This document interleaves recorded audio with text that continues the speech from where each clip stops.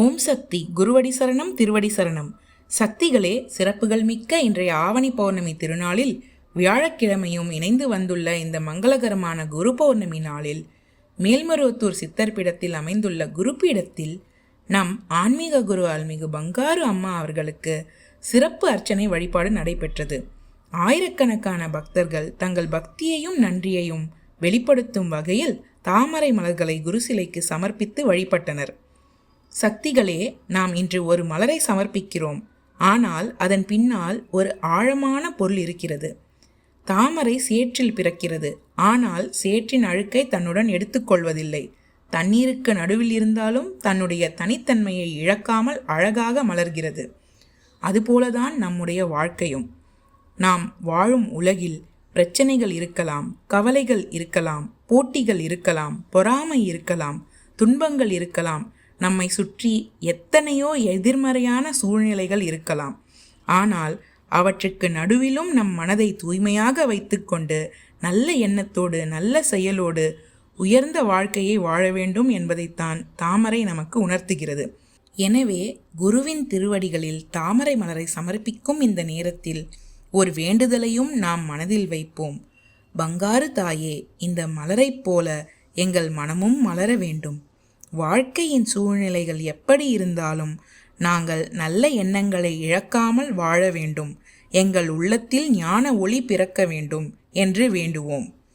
சக்திகளே, குரு என்பவர் வெறும் வழிபட வேண்டிய ஒரு திருவுருவம் மட்டுமல்ல, வாழ்க்கையை எப்படி வாழ வேண்டும் என்பதை வழிகாட்டுபவர்.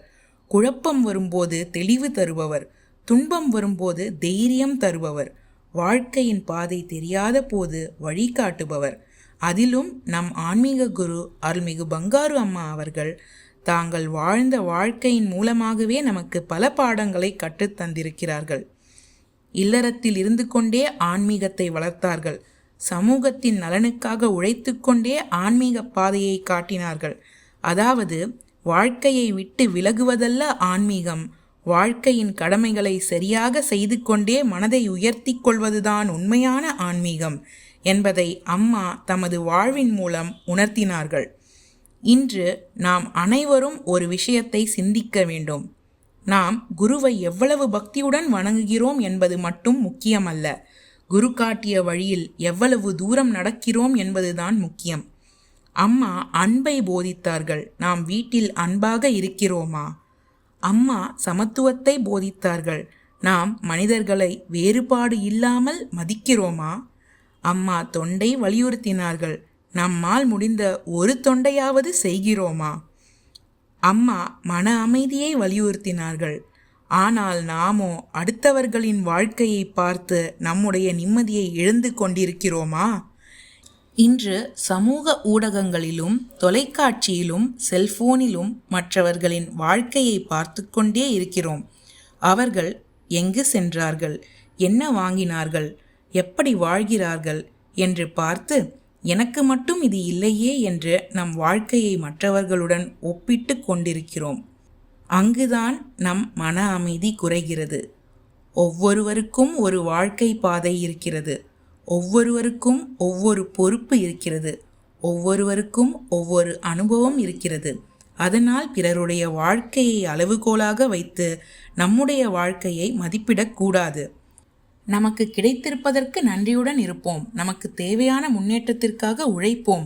மற்றவர்களை பார்த்து பொறாமைப்படாமல் நம்முடைய வாழ்க்கையை நல்ல முறையில் மாற்றிக்கொள்ள முயற்சி செய்வோம். இதுவும் குரு நமக்கு அளிக்கும் ஒரு வாழ்க்கை பாடம்தான். இந்த குரு பௌர்ணமி நாளில் நாம் ஒவ்வொருவரும் குருவிடம் ஒரு உறுதி எடுத்துக்கொள்வோம். அம்மா, நீங்கள் காட்டிய வழியில் வாழ முயற்சி செய்வோம். எங்கள் கடமைகளை பொறுப்புடன் செய்வோம். குடும்பத்தில் அன்பை வளர்ப்போம். மற்றவர்களுக்கு உதவுவோம். எங்களால் முடிந்த தொண்டை செய்வோம்.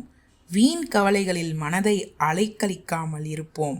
பிறருடன் நம்மை ஒப்பிடாமல் எங்கள் வாழ்க்கையை மேம்படுத்த முயற்சி செய்வோம். சோதனைகள் வந்தாலும் உடைந்து போகாமல் தைரியத்துடன் எதிர்கொள்வோம் என்று உறுதியெடுப்போம். சக்திகளே, இந்த ஆவணி பௌர்ணமி மற்றும் குரு பௌர்ணமி நன்னாளில் குருவின் அருள் ஒவ்வொரு இல்லத்திலும் ஒளியாக பரவட்டும். எல்லோருடைய உள்ளங்களிலும் அமைதி நிலவட்டும். குடும்பங்களில் அன்பும் ஒற்றுமையும் பெருகட்டும். நல்ல எண்ணங்கள் மலரட்டும், தீய எண்ணங்கள் விலகட்டும். வாழ்க்கையில் வரும் தடைகளை எதிர்கொள்ளும் மன வலிமை அனைவருக்கும் கிடைக்கட்டும். நாம் அனைவரும் குருவின் வழியில், அன்னையின் அருளில் அன்போடும் பண்போடும் தொண்டோடும் வாழ்ந்து வாழ்க்கையின் உண்மையான நிறைவை அடைவோமாக. குரு அருளால் வாழ்வில் ஒளி பெறுவோம். அன்னையின் அருளால் மனதில் அமைதி பெறுவோம். தொண்டின் வழியில் ஊழ்வினைகளை கழிப்போம். அன்பின் வழியில் மனிதநேயத்தை வளர்ப்போம். ஓம் சக்தி. அன்னையின் அருள்வாக்கு. அமாவாசை, பௌர்ணமி போன்ற விழாக்கள் ஆரம்ப காலத்தில் அமைதியாக நடந்தன. அந்த அமைதி இப்போது இல்லை. வருகிற மக்களிடம் கட்டுப்பாடு இல்லை. ஓம் சக்தி. ஓம் சக்தி. மேல்மருவத்தூர் ஆதிபராசக்தி சித்தர் பீடத்தின் அதிகாரப்பூர்வமான மேல்மருவத்தூர் சித்தர் பீடம் யூடியூப் சேனலை சப்ஸ்கிரைப் செய்து எங்களுடன் இணைந்திருங்கள். மேலும் மற்றவர்களும் பயன்பெற இந்த லிங்கை ஷேர் செய்யுங்கள். ஓம் சக்தி.